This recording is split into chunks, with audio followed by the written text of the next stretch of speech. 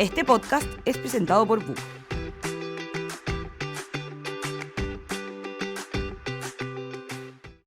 Bienvenidos y bienvenidas a un nuevo capítulo de DF Jobs, el podcast laboral de Diario Financiero. Les habla Carolina León, periodista laboral de DF. Y como siempre me acompañan mis grandes amigos Jorge Redondo de Barniz Erasmic y Gwendolyn Silva de asesoríaslaborales.cl. ¿Cómo están, queridos? Muy bien. Muy bien. Felices. Muy bien. Gracias por visitar nuevamente las instalaciones de DF. Ojalá se sientan cómodos aquí. Ya somos de la casa, yo creo ya. Sí, claro, estamos cómodos. Jorge, bueno, ahora quiero reflexionar un poco en torno a la ley. Hemos hablado harto de la bajada práctica, el nuevo concepto de violencia en el trabajo, cómo aplicar esto para los funcionarios públicos, trabajadores de casa particular, el procedimiento de denuncia. Hemos ahondado profundamente en lo que dice la ley. Pero ahora me gustaría profundizar un poquito más en el análisis mismo de la norma, como qué conlleva esto en materia práctica, o sea, particularmente qué significa este cambio cultural, porque se habla de que esta ley va a cambiar un poco las reglas del juego. Me gustaría saber un poco las reflexiones propias que hacen ustedes respecto a cómo esto va a cambiar las relaciones laborales, básicamente.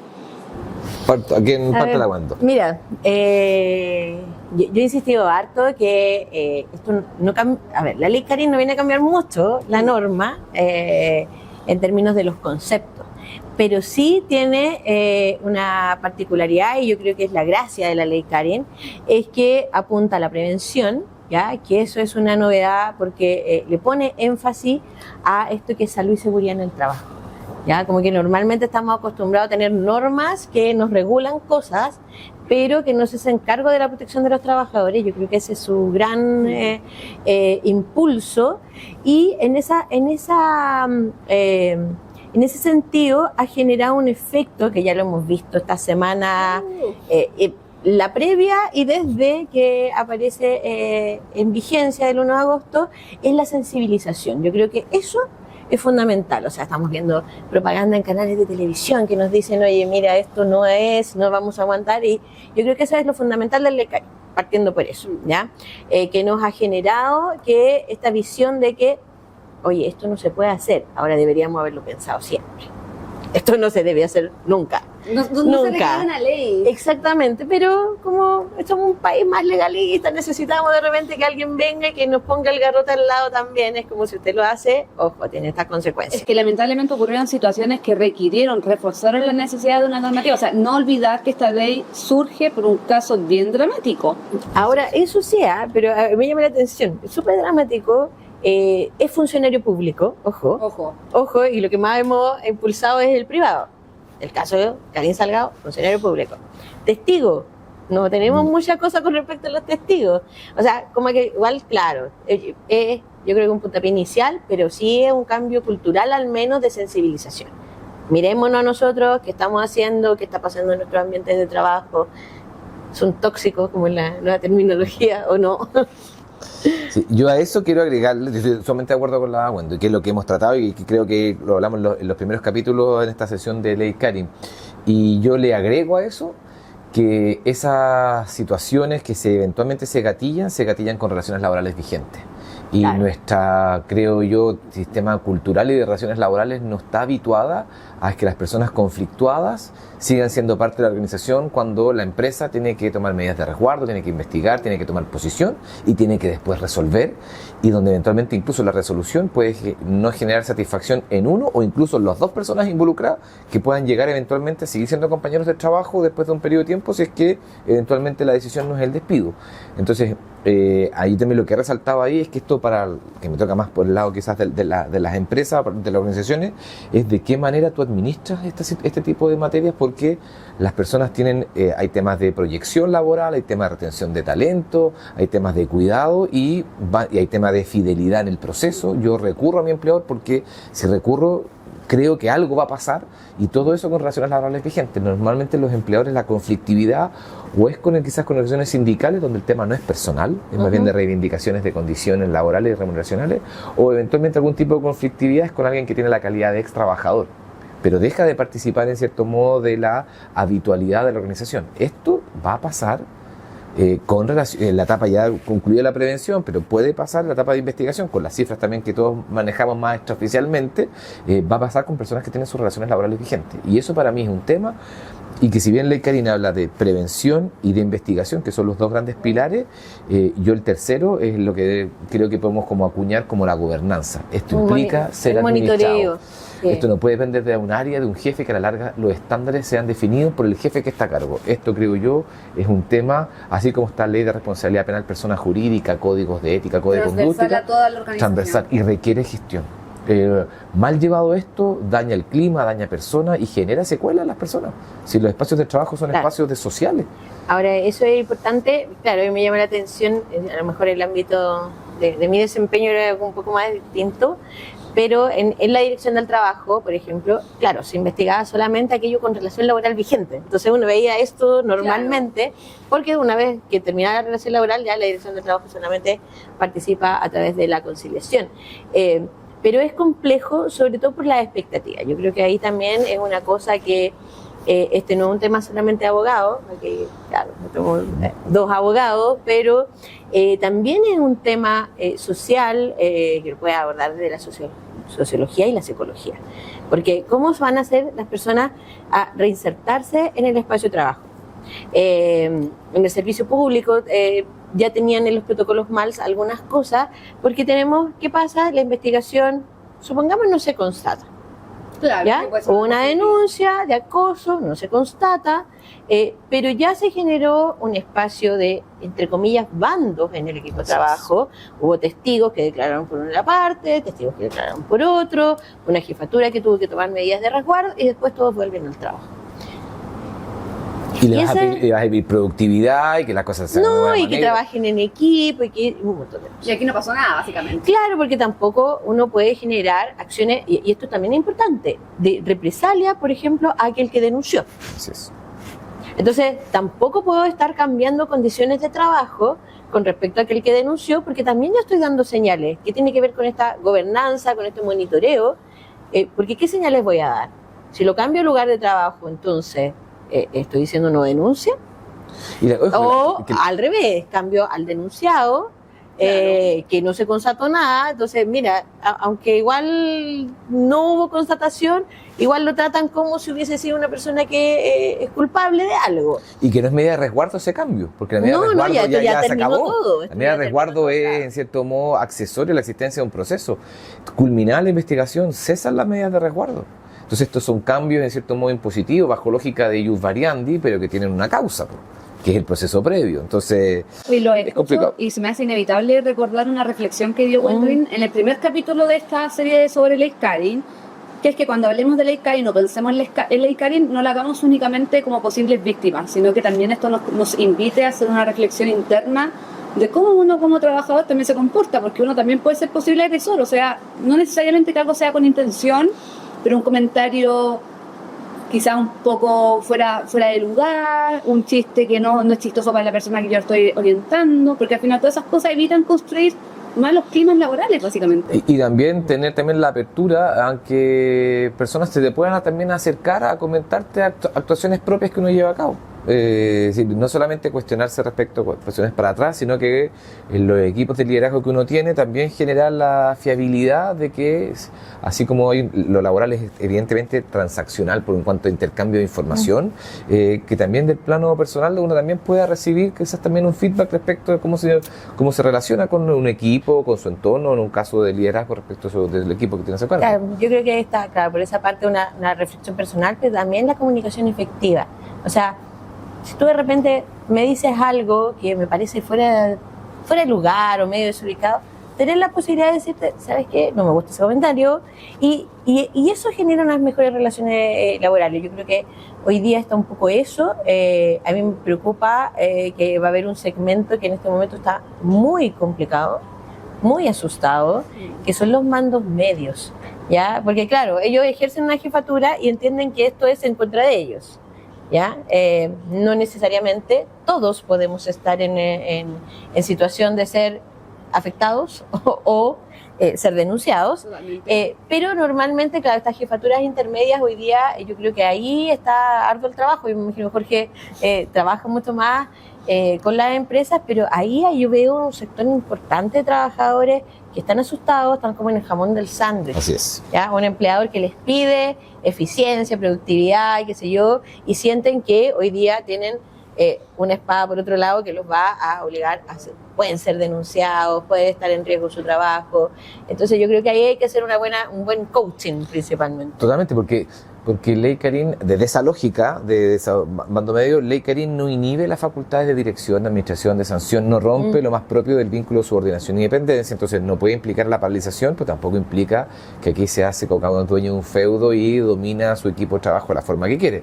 Y ahí es muy importante la capacitación, lo hablábamos en capítulos anteriores, capacitación efectiva respecto a los alcances de la ley y obviamente quizás muchos esfuerzos tienen la prevención, una buena prevención no debiese generar obviamente un cambio cultural que colabore y ya quizás en lógica de investigación tener claramente un proceso que tenga certeza a las partes respecto a la cronología de actos, porque las partes tienen que saber que si denuncian, y esto no es desde el punto de vista de la sanción, si denuncian van a pasar cosas, y está correcto que van a pasar cosas, se van a tomar medidas de resguardo, te van a entrevistar, tienes que no va a ser inocuo. Y tiene la gente que saber, no puedes jugar con la sorpresa, porque es un camino, no es que sea un camino sin retorno, sino que es un camino que se transita, donde la persona que denuncia tiene que saber que se van a aplicar medidas de resguardo, y está bien que así sea, porque hay un rol de resguardo del entorno laboral de los involucrados. Ojo, las medidas de resguardo no es ni solo para el denunciante, ni solo para el denunciado, la ley habla de los involucrados. Sí.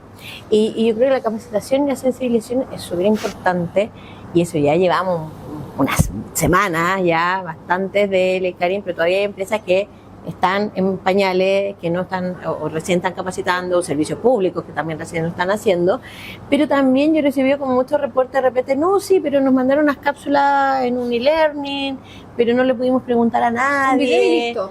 Claro, si bien yo creo que cosas como esta ayudan harto, con ejemplos, pero la gente también necesita preguntar. Oye, pero si mi jefe hace esto, o si yo hago esto, o si mi compañero hace esto, no es, ¿cómo va esto? Es muy relevante porque esa interacción, o sea, la capacitación por cumplir, que también lo hemos conversado en otro espacio, ¿es suficiente? Es lo peor. Hago mi checklist, tengo mi protocolo, tengo las capacitaciones estas, checklist, pero ¿estoy generando el cambio cultural? Yo en ese sentido, como para... yo estoy 100% de acuerdo con la Wendo. Yo creería que la etapa de lo documental ya pasó. Si tú debieses ya pasó en el sentido que debieses haber ya transitado ese camino. Ese es el paso 1. Lo que hoy día, lo que nosotros estamos más quizás asesorando es cómo esto se va a gestionar, cómo se va a administrar, cuál es la gobernanza, cuál es la instancia. Lo que no puede pasar es que te llegue una denuncia desde el punto de vista de la empresa y empiezas a correr en círculo de decir, ¿y qué hago ahora con esto? Y ya, Carola, tú llegó la denuncia, la medida de resguardo. ¿Y qué es una medida de resguardo? Lo que no puede pasar es que además dejes la decisión en una persona. No, que imposible. O que la dejes en el jefe con los incentivos perversos para el jefe, porque la medida de resguardo potencialmente un jefe va a decir ¿cómo sacrifico menos o mi área comercial? O ¿cómo sacrifico menos que si tomo esta medida de resguardo no me afecta la productividad? Es decir, eventualmente que un jefe tome las medidas de resguardo yo creo que es hasta perjudicial, porque obviamente pueden haber intereses en las medidas de resguardo que adoptes, tienes que estar en una instancia mayor. Entonces, por eso nosotros hemos hablado de la gobernanza y creería que el segundo desafío acá es lo que yo llamo el día 76. Eso te preocupa. El día que termina el proceso. No estés preocupado, preocúpate dónde la vas a recibir, qué va a investigar, con la importancia del investigador que hablamos la sesión pasada. Pero tú estás preocupado el día 76. ¿En cómo? ¿No constatado? En todos los ámbitos. Porque, el constatado a uno va a tener que aplicar las medidas. Que puede ser el despido. Pero si hubo despido y alguien que padeció esa conducta, la constatación no te ayuda y tiene que haber una reparación eventualmente, pero en el no constatado es mucho más complejo porque cesan las medidas de resguardo y en el día 76 van a pasar cosas. Entonces yo creo que en esta lógica, y el que se sale inocente y que estuvo eventualmente desarraigado de su entorno social, o sea, que puede se acreditó, haber un cambio en su ambiente laboral, efectivamente, porque y que se dijo, ¿no? Es importante lo que se dijo. Y ese quiere volver diciendo que hay un acto de reparación si se acreditó que no era eventualmente culpable lo que se le está imputando, y el denunciante tampoco puede quedar como eventualmente la persona que generó la mala leche. No, hay muchas expectativas que hay que administrar en el día 76. Entonces, yo creo que el foco no nos quedemos solamente en los protocolos, sino que hay que estar en cómo se llevan a cabo estos procesos con certezas, con claridades, con plazos. Aquí no se puede jugar a la sorpresa. Sobre eso, de hecho, les quería preguntar un poquito la expectativa, porque hay gente que tiene sobre expectativa, hay gente que está atacada, hay que decirlo. O sea, yo he visto, me llamó mucho la atención la dualidad que hay en torno a la ley. Gente muy optimista de que esto va a cambiar un poco, va a llegar a destruir los malos ambientes laborales. Y hay otros con ataque de ya no se va a poder decir nada, es que esta generación de cristal, etcétera, etcétera. ¿Cuál es su mensaje? O sea, ¿qué tanto eso es cierto? ¿Qué tanto eso no es cierto? Porque básicamente hay gente que cree que sus jefes se van a ir, van a despedir sí o sí, y hay otros que están más atacados, que es como, ay, ¿para qué voy a ir a exponerme? Ay, miren, expectativa, tomaría dos cosas que todavía hay que manejarlas bien, que son las atenciones tempranas de salud, ¿ya? ¿Cómo nos vamos a manejar con esa expectativa? Porque claro, nos parece súper bien, pero ¿cómo va a ser? ¿Ya? Al menos lo que vamos conociendo no es tan bueno, pero cómo se va mejorando, cómo es una atención adecuada, oportuna, sin mayores problemas. Yo creo que una de las cosas importantes es que cuando la ley te habla de derechos en que yo puedo ir a denunciar, yo no te vaya poniendo vallas en el camino. No, es que mire, tiene que mandarle un papel maché, tiene que mandarlo este día, a esta hora, y si no llega a esta hora no va a entrar. Entonces, eso es importante, porque cerrar el camino de un derecho que además se ha difundido va a matar la expectativa de quienes piensan que con esto vamos a cambiar. Por otro lado, desde el punto de vista también de quienes ejercen cargos de dirección en las empresas, jefatura, bueno, primero entender que no pueden comportarse como en contra de la dignidad de las personas, pero también entender que esto también les da garantía. Les da garantía de una investigación adecuada, conforme a la doctrina adecuada. Entonces también hay que ir bajando las ansiedades. Y a mí me preocupa el tema de las expectativas desde las capacidades. ¿Ya? También se han generado importantes expectativas de quién va a investigar y lamentablemente la autoridad administrativa no tiene más recursos, no ha crecido como para la demanda que podría generar la norma, que sabemos por datos ahí que hay una demanda importante. Es significativa. Además, también la capacidad de las empresas, no todas las empresas tienen también la capacidad de generar. Yo he escuchado que muchas están contratando psicólogos, están armando equipos internos, pero también la externalización, que sea de buena calidad, que tampoco sea una generación de venta de investigaciones sin sentido, sin conocimiento. Entonces, yo creo que todos somos parte de manejar bien estas expectativas, todos los que vamos a estar involucrados. Ya, en generar una buena recepción de la norma. Sí, yo a propósito de expectativa, bueno, lo primero es que creo que este podcast, espero y tengo la convicción que ha ayudado a, de cierto modo, clarificar expectativas en base a emparejar la cancha de conocimiento, así que esperemos, bueno, eso tienen que decir los oyentes más que nosotros mismos, pero yo quiero profundizar sobre un tema muy vital que dijo la Wendo, que es la atención psicológica temprana, porque ahí efectivamente ha circulado mucha información respecto de si es una medida sola de resguardo o medida complementaria a otra medida. Segundo, si opera para todos los casos o se opera para eventualmente en base a una ponderación de gravedad, seguridad del trabajador y cosas por el estilo. Y segundo, si existe un plazo en que tiene que ser derivada la persona a atención psicológica temprana. Ahí, en este humilde espacio, uno pediría, ojalá tener claridad en ese sentido, porque a propósito de expectativa, hay personas que pueden pensar que tienen acceso a la atención psicológica temprana, pero si eventualmente el empleador es el que decide y en base a una ponderación, quizás no todos van a ser derivados de atención psicológica temprana. Además que genera la DIAT o la DIET, que son enfermedades profesionales o accidentes del trabajo. Y que implica a la larga el puesta en marcha de una segunda institucionalidad de investigación. Sí. Además de tu proceso por ley Karim, la institucionalidad de las mutualidades va a estar investigando si esa patología tiene o no origen laboral con los efectos que tiene eso. Y esa es la carga de trabajo también, personal extra que tendrían que tener las mutualidades para Así es. A propósito de bueno, la ministra hace 3 semanas atrás, a propósito de una actividad en la OIT, mencionó que para el 2025 en ley de presupuesto viene un aumento de dotación. No sé en base a qué proyección de ingreso de denuncias hicieron. La magnitud Exactamente. Pero esto trae pega para la ADT, trae pega. Y también para la empresa, y para los sindicatos, y bueno, y si estamos haciendo para todo. Y por eso mismo, a propósito de la magnitud y de los plazos, yo soy tan fervientemente contrario, lo que hemos hablado en nuestra instancia, del tema de la derivación a la ADT en base al artículo 4. Porque si el criterio del reglamento es que la denuncia contra alguien que esté en figura artículo 4 sí o sí implica que la investigación la hace la ADT, eso implica que esa investigación va a estar a los tiempos que se demore la ADT. 8 meses, 10 meses, 9 meses, 11 meses, con equipos que también están expectantes, con personas que tienen claramente una situación de incertidumbre. Entonces, por eso yo he sido contrario respecto de que creo que si la imparcialidad es lo que está en juego, pueden haber elementos en que se rompa esa imparcialidad a través de un externo. Y además que eso no tiene fundamento en la ley, porque se crea en el reglamento del ministerio y no tiene fundamento en la ley. Y lo tercero, mi última recomendación, y yo insisto sobre esto, es: si tú eres empresa, da lo mismo el tamaño, yo comparto con la Wendo, hay empresas que, Ley Karin, no tienen espalda para hacerle frente, porque están en otra, en el IVA, en la recaudación, en la venta, en la facturación.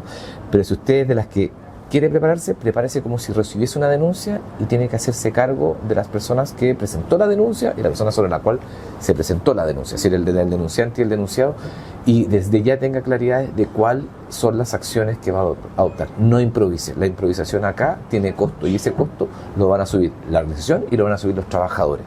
Y esa situación creo que es dañina. Aquí hay temas de proyección, de retención de talentos, de productividad, de cargas laborales. Entonces, yo insisto sobre el tema que he intentado acuñar de la gobernanza. Usted administre y piense que esto le va a pasar y cuál es el tránsito que usted va a recorrer para dar claridad a las partes que participan de una investigación. Yo, a propósito, me acordé ahora de la expectativa. Lo comentó Jorge, y está en el convenio 190, pero la ley no se hace mucho cargo, la reparación. Y esto también es importante, porque la ley no contempla. No ¿ya? Entonces las personas tienen que tener claro, porque muchas veces es como, bueno, y si me van a indemnizar, no contempla aquello, pero sí como una buena práctica, y lo señalaba Jorge, ¿cómo voy a reparar quizás? ¿Ya? ¿Qué pasa si efectivamente se constata, hay un despido? ¿Cómo reparo? También lo debiesen contemplar las empresas. La OIT lo ha señalado constantemente en sus intervenciones, porque está dentro del convenio 190. Así que eso también es importante que tenerlo claro en la expectativa. No, la ley no contempla una reparación, eso no le lleva a una indemnización directa a la persona afectada, para que también lo tengan claro. Es un buen punto a considerar. Jorge, Gwendolyn, le agradezco el tiempo a nuestros oyentes. Ojalá esta información les haya sido útil. En esta oportunidad no habrá el próximo capítulo, así que los invito a escuchar los capítulos previos, porque imagino que las dudas en torno a la Ley Karin van a continuar. Y bueno, muchas gracias por su fiel compañía. Que estén bien. Con el canal de Denuncias Book, promueve un ambiente laboral seguro y cumple la Ley Karin.